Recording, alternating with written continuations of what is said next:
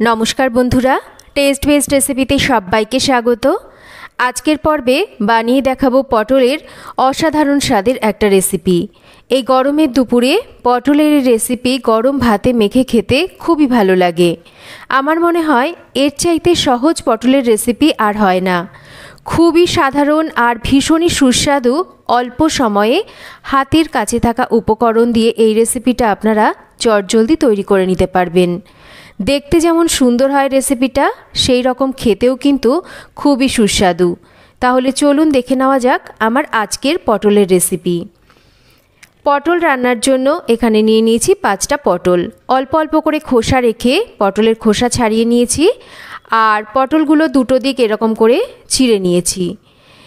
তাছাড়াও পটলের গাগুলোকেও কিন্তু একটু করে এরকম করে চিড়ে নিতে হবে। পটল যদি এইরকম করে একটু চিড়ে নেওয়া হয় তাহলে পটলটা রান্না করতে গেলে পটলের মধ্যে ভালো করে মশলাপাতিগুলোও ঢুকবে, আর পটলটা খুব ভালো করে সেদ্ধও হবে।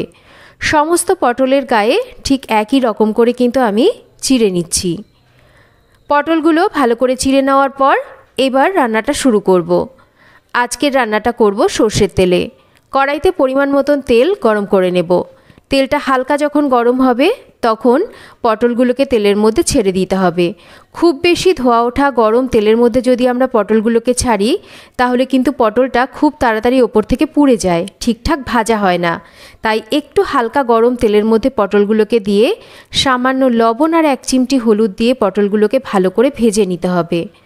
পটল যেহেতু জলীয় সবজি, আর পটল খেতে অনেকেরই ভালো লাগে না, তাই পটল রান্নার সময় যদি পটলগুলোকে একটু ভালো করে ভেজে নিয়ে রান্না করা হয় তাহলে কিন্তু পটলগুলো খেতে ভালো লাগে। দেখুন পটলগুলোকে বেশ লাল করে ভেজে নিয়েছি। এবার তেল থেকে একটু সাইড করে পটলগুলোকে সরিয়ে নিচ্ছি। এবার এই তেলের মধ্যেই ফোড়নে দিচ্ছি একটু কালো জিরে। ফোড়নটা হয়ে গেলে এবার দিয়ে দিচ্ছি একটু আদা রসুন বাটা। এবার এই আদা রসুন বাটাকে আমাদের একটু পটলের সাথে ভালো করে ভেজে নিতে হবে, যাতে রসুনের কাঁচা গন্ধটা একদমই না থাকে। একটু ভালো করে আদা রসুন বাটাকে পটলের সাথে এইভাবে ভেজে নিচ্ছি। আদা রসুন বাটা পটলের সাথে ভালো করে ভেজে নেওয়ার পর যখন রসুনের কাঁচা গন্ধটা চলে যাবে তখন এর মধ্যে দিয়ে দেব টমেটো, কাঁচা লঙ্কা বাটা। তার সাথেই দেব কিছু গুঁড়ো মশলা। দেব এখানে একটু জিরের গুঁড়ো, তার সাথেই দেব ধনের গুঁড়ো। সমপরিমাণ জিরে ধনের গুঁড়ো দিচ্ছি। ঝালের জন্য আরও একটু লঙ্কার গুঁড়ো দিচ্ছি।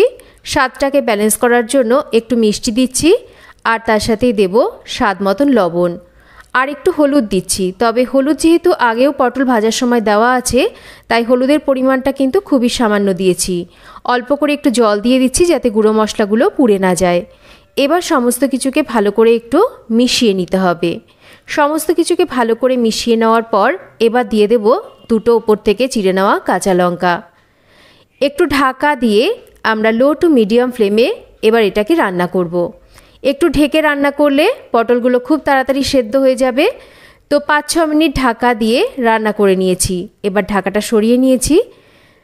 দেখতেই পাচ্ছেন জলটাও কিন্তু বেশ একদম শুকিয়ে গেছে, বেশ গামাখো হয়ে গেছে। রান্নাটা কিন্তু আমাদের প্রায় শেষের মুখে। এবার এর মধ্যে দিয়ে দিতে হবে একটু গরম মশলা গুঁড়ো। পটলগুলো ভালো করে সেদ্ধ হয়েছে কিনা একটু চেক করে দেখবেন, আর তারপরেই কিন্তু গরম মশলাটাকে দেবেন। গরম মশলাটাকে দিয়ে মিডিয়াম ফ্লেমে রেখে একটু নাড়াচাড়া করে রান্না করে নিতে হবে।